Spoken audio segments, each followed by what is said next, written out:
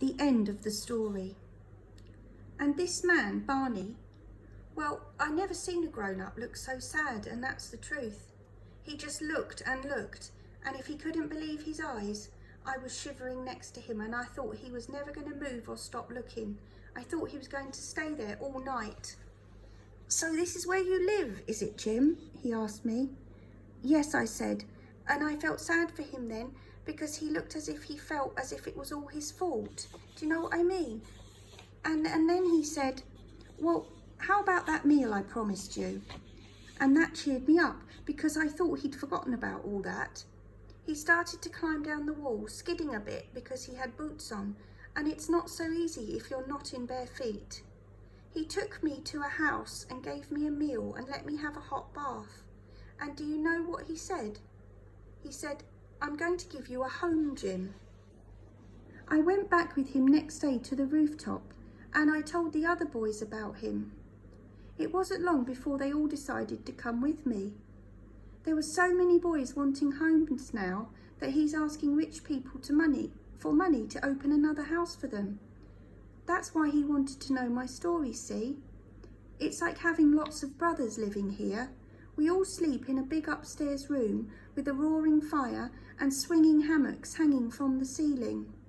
We get plenty to eat.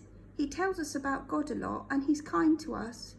He gets us jobs to do like chopping wood, and we get paid fair and square, and then we pay him for our meals.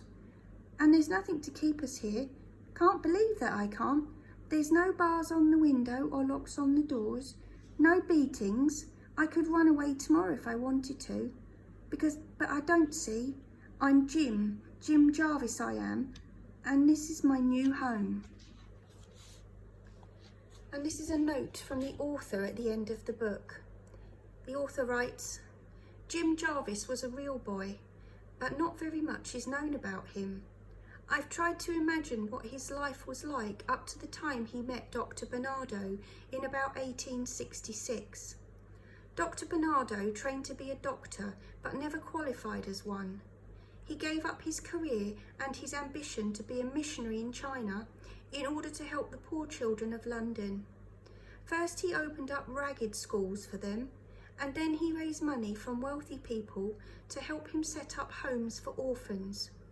He often said that meeting Jim Jarvis was what made him aware of the real plight of destitute children in London. Jim did run away from a workhouse after his mother died, and was helped by a woman who sold whelks and shrimps.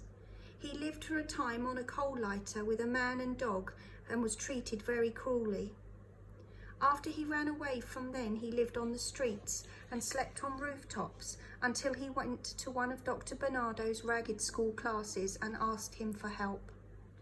Shrimps is based on Jack Summers, also known as Carrots, who actually came to Dr. Barnardo's notice a little later. In real life, Carrots died of starvation in a crate before Barnardo could give him a home.